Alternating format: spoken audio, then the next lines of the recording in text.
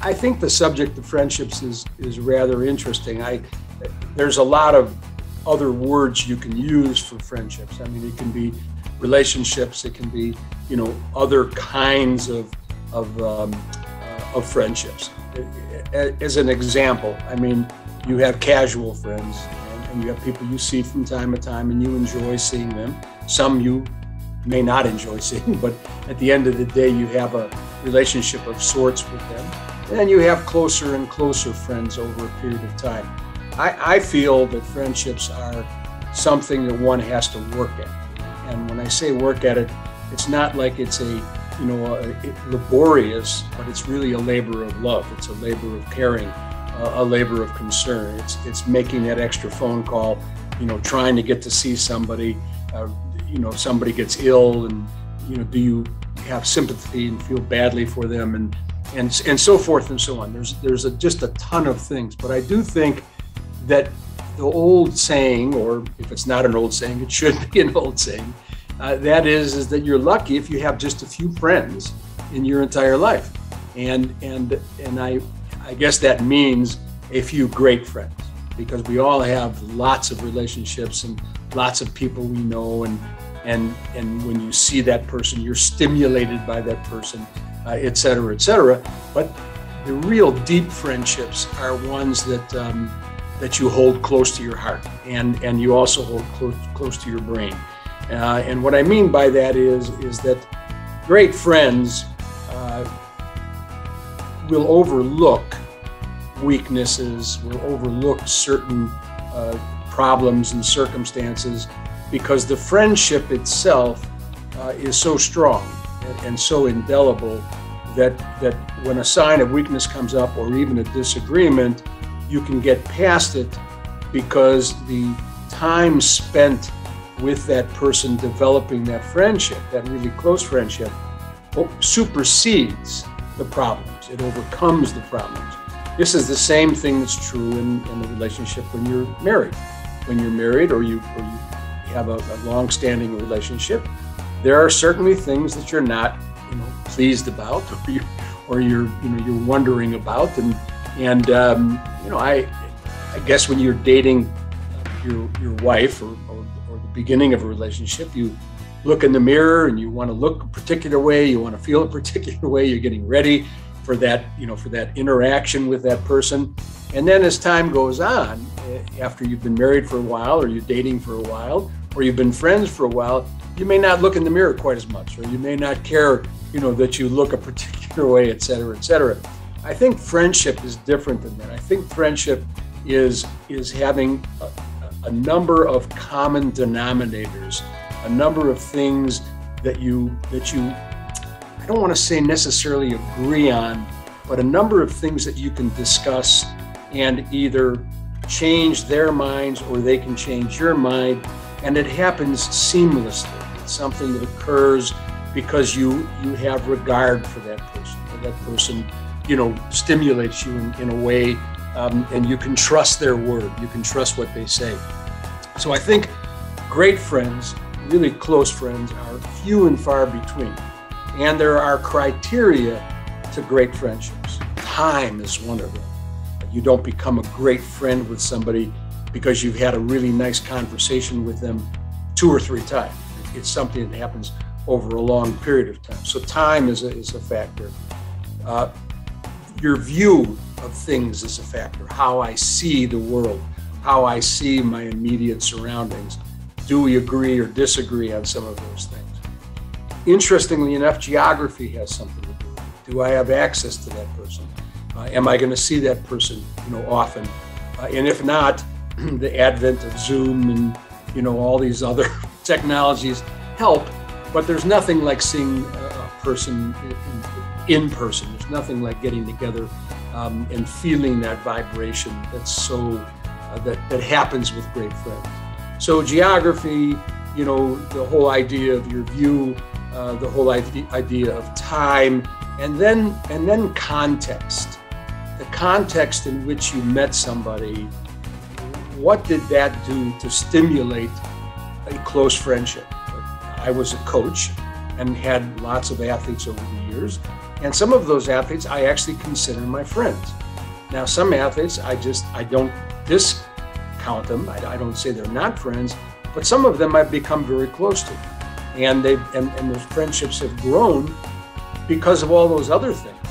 But in a lot of cases, actually in most cases, the relationship between a coach and an athlete has a used by date. It has a date that you start and then the date where you end. And in order for that relationship to continue, it requires work on both people's part, on both the athlete and the coach's part. Do you make the phone call? Do you take the time to go see that person, etc.? But I will say that relationships and friendships are much more than the total of just what we explained. Those are the baselines. The real friendship comes from confiding in a person, discussing your deepest thoughts, talking about your passion for this or that, not necessarily getting agreement on everything, but the comfort that you feel in discussing those things, the comfort you feel that this person understands me and will give me good advice. And it may be advice I take, it may be advice I don't take, but generally from a great friend, you're going to hear some things about yourself that maybe you have either forgotten or you don't recognize as well as you should. We talk frequently and we do these sessions and people say that I had an enormous impact on their lives. Well, my goal when I started coaching wasn't to have impact on people's lives. My goal was to win. My goal was to be successful. My goal was, if I wanted to be successful, my goal would be to make the athletes I coach successful. And ergo, if they're successful, then we win and so forth. But what ends up happening over a 4-year period or a 6-year period, whatever the number of years are, you develop other feelings. You develop not only that coach-athlete relationship, but there's something more. You as a coach get a chance to look inside a person. The stamina things and their heart rate and all that other stuff, that's basic. What you really get to see is their competitiveness, their passion, their emotion, how they handle difficulty, how they handle success. Those are the things that are the basis for true friendships. Those are the things that you need to have. They're, in my mind, very tangible, but in most people's minds, they're intangible because you can't see them all and you frequently can't quantify them in an articulate fashion. Why do you feel this way about that person? Well, I feel this way about that person because I've looked into their heart, because we've had discussions, because we've been together for a long time. That's the basis of true friendship. The rest of it is I don't know. It's an acquaintance. It's somebody you know and somebody you care about, but it's nuanced in a way that it happens. If it happens, it happens, and if it doesn't happen, that's okay too. Meaning, do you get together? Do you see one another? Do you talk about things? I think friendships are really, really, really important because they also provide a level of security. And what I mean by security is that you can go someplace to talk to someone who you are confident will give you the truth about things, or at least the truth the way they see it. So it's a safe place to be. It's a place of comfort. And that's unusual for a lot of people, meaning you can't have 50 people like that in your lives. You're lucky if you have 3 or 4 or 5 or 6 or whatever the case is. You can have close relationships with people, but close friendships and love for another person is difficult. And it's interesting, I'll just take this a little out of context, but it is funny. Men are so hesitant to tell other men that they love them.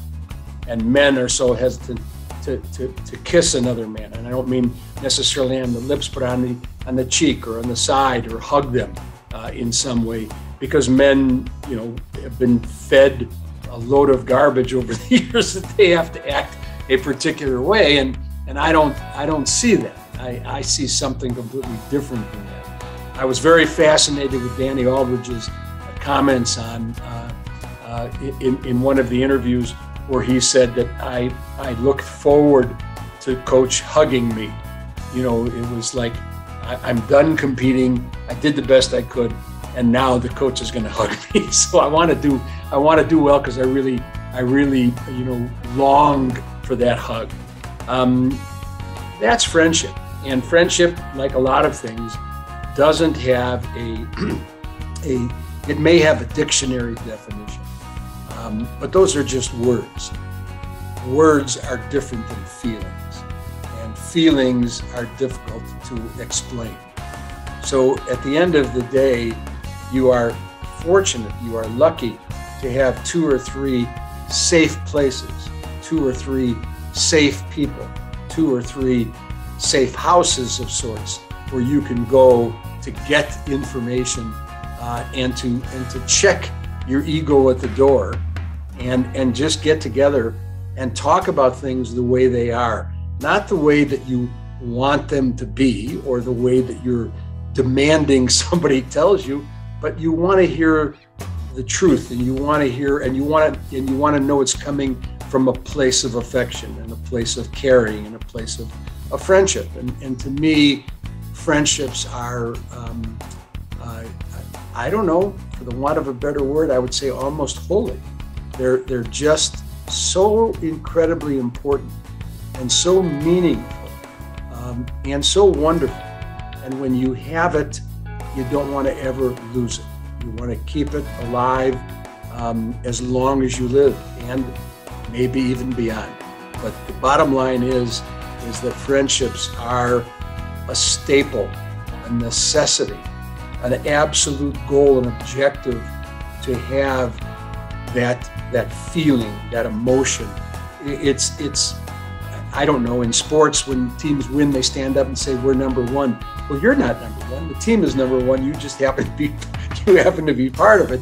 But the point I'm making is that in a friendship, you are part of it. You are, if that person becomes number one, you become number one with that person, because of the connectivity, because of the way you feel, because you may be talking to one person, but you're really talking to 2, or you're talking to 3 that see the world the same way. I'm fascinated by friendships, and I would say this in summation: I am blessed and absolutely grateful for the great friendships that I've made over the years, and continue to have. They continue to help me steer the ship. They continue to keep me in alignment. They provide for me insight. They give me an education. They provide affection. And there is nothing better than marrying your best friend and being with your best friend. To me, those things are priceless.